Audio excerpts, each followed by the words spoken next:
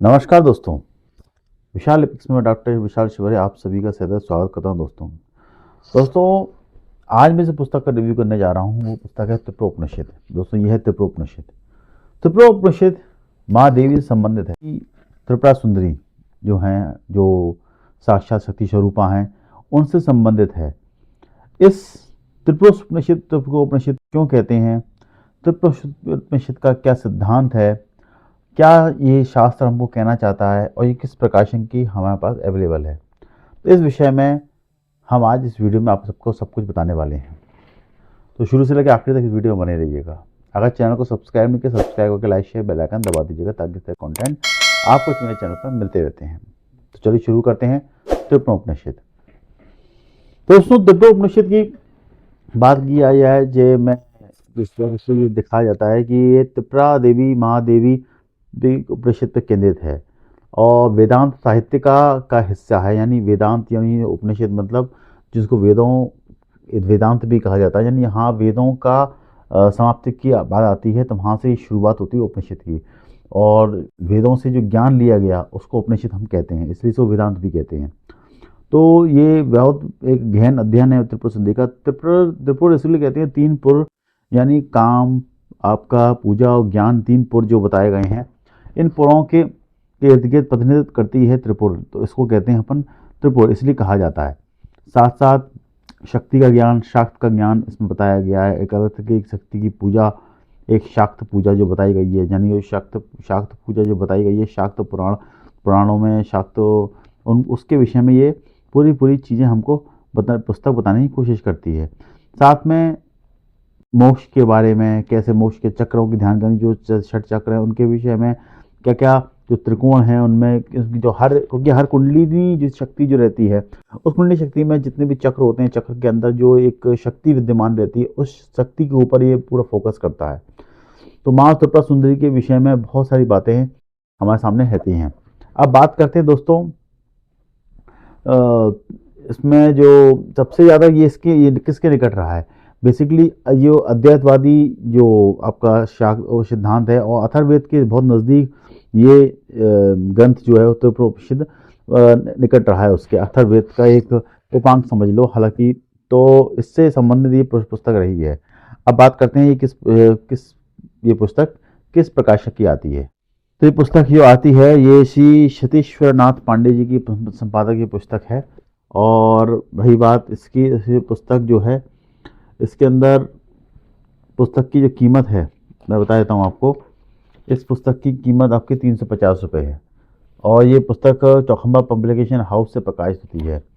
और ये पुस्तक ज़्यादातर कुछ संस्कृत में है, कुछ हिंदी में है, कुछ चीज़ें हिंदी में दी हुई हैं, लेकिन ज़्यादातर संस्कृत में इसमें ज़्यादा श्लोक दिए हुए, कोई मंत्रों का उच्चारण बहुत ज़्यादा है। त्रिपुरोपनिषद की जो उपनिषद है अभी इसका प्रॉपर हिंदी अनुवाद अभी हुआ नहीं है, अभी मतलब कुछ और हो सकता है कि कुछ पुस्तकें निकल रही हैं, तो मैं इसके हिंदी अनुवाद के विषय में बताऊँगा। तो चलिए हम डिस्प्ले पे चलते हैं, डिस्प्ले पर इस पुस्तक को दिखा देते हैं और डिस्प्ले पे दिखाने के बाद आपको ये पुस्तक कैसी लगी इसके विषय में आपका मुझे रिव्यू चाहिए रहेगा। तो चलिए हम डिस्प्ले पे चलते हैं। दोस्तों ये है त्रिपुरोपनिषद, देख सकते हैं सतीश पांडे की है। इसके विषय में यहाँ कुछ ग्रंथ का परिचय दिया गया हुआ है, किस किस वे से ये आपका ये उपनिषद है। ऋग्वेद उपनिषद, इसको प्रत्येक भाग को उपनिषद कहते हैं। ऋग्वेदीय मंत्र भाग का एक सूक्त है, शिव विद्या नाम से सुपद राजेश्वरी त्रिपुर सुंदरी की उपासना के विषय में बताया गया है। कुछ सब सूत्रों के विषय में यहाँ बताया गया है, अलग अलग चीज़ें हैं आप देख सकते हैं। पुस्तक चौखंबा पब्लिकेशन हाउस से प्रकाशित होती है। पुस्तक को प्राप्त करने के लिए आप इस नंबर पर संपर्क कर सकते हैं, ये पुस्तक आपको इजीली अवेलेबल हो जाएगी। और इसके अलावा ये पुस्तक की कीमत है आपके 350 रुपये। पुस्तक के अगर आप देखेंगे तो ये एक तरीके का उपनिषद है। इसके विषय में यहाँ बहुत सारी बातें पूरी हिंदी में दी हुई हैं, अगर बात करेंगे तो ये पूरे करती हैं। इसके बाद पुस्तक का आप इंडेक्स देखिए, नवयोग, नवचक्रणी, नवयोगा, चक्रेश, चक्रलेखन, नवयोग, चक्रीय, नव मुद्रा, चंद्र मुंडेगा, ये पूरा संस्कृत में अंदर इसका अनुवाद है। अनुवाद संस्कृत में पूरी आपकी है, पदच्छेद के रूप में यह दिए हुए है।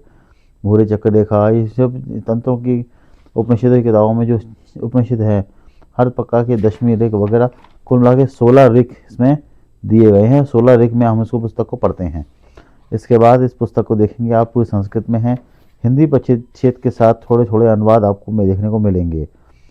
तो जैसे आप इसका श्लोक है, श्लोक के बाद इसका पदच्छेद करके इसको हिंदी अनुवाद में संस्करण थोड़ा किया गया है, थोड़ा संस्कृत में है। आप इसको पढ़ सकते हैं। अगर पढ़ने वालों का रहेगा तो उसमें कुछ कुछ थोड़ा बहुत हिंदी में इसकी व्याख्या भी की गई है। तो आप इस पुस्तक को मंगा सकते हैं, पढ़ सकते हैं, कोई इश्यू नहीं आएगा आपको। और व्याख्याकार का परिचय भी यहाँ दिया गया है, किसने कैसे किस भाषा को लिखा हुआ है। पुस्तक देखेंगे आप तो पुस्तक का सुभारती प्रकाशन चौका पब्लिकेशन हाउस से प्रकाशित होती है, और भी उनके उपनिषद आते हैं, वो आप देख सकते हैं पीछे। आशा है दोस्तों वीडियो अच्छा लगा होगा आपको। अगर वीडियो में आपको ये किताब, ये पुस्तक मंगानी है, अगर आपको ये, तो पुस्तक मंगाने के लिए आप इस नंबर पर संपर्क कर सकते हैं। तो आशा है दोस्तों आपको ये वीडियो पसंद आया होगा, काफ़ी कुछ जानकारी आपको इस वीडियो के माध्यम से मिली होगी। आपको ये पुस्तक कैसी लगती है, अगर आपने ये पुस्तक पढ़ी है तो आपको ये पुस्तक का क्या अनुभव रहा है, इसके विषय में मुझे इस वीडियो के कमेंट में ज़रूर बताइएगा, ताकि मेरा भी नॉलेज अपडेट हो कि आपके इस पुस्तक के विषय में क्या विश्वास है, और कौन कौन सी पुस्तकों की मैं रिव्यू करूं। बहुत जल्दी मैं बहुत सारे तंत्रों का रिव्यू करने वाला हूं। मेरे चैनल में बने रहिएगा, क्योंकि ऐसी बहुत सारी पुस्तकें मैं अब और लेने वाला हूं, बहुत बड़े सेट लेने वाला हूं, तो इससे मैं और पुस्तकों के रिव्यू आपके आने वाले वीडियो में करूँगा। साथ ही दोस्तों आपसे आशा करता हूँ कि आप मेरा सपोर्ट जरूर करें। सपोर्ट करेंगे तो मैं इस पुस्तक लेकर के आपके समक्ष लेके आ सकता हूँ, आपके सामने प्रस्तुत कर सकता हूँ, दिखा सकता हूँ, ताकि आपके थोड़ा भी सपोर्ट मुझे मिलेगा तो आपसे मुझे काफ़ी कुछ सहायता मिलेगी, तभी मैं कुछ कर पाऊँगा। साथ ही आप चैनल को सब्सक्राइब जरूर कर दें, लाइक शेयर बेल आइकन जरूर दबा दें, ताकि चैनल को सपोर्ट मिले। इसी के साथ दोस्तों मैं इस वीडियो को विराम देता हूँ। मिलता हूँ अगली वीडियो में। धन्यवाद।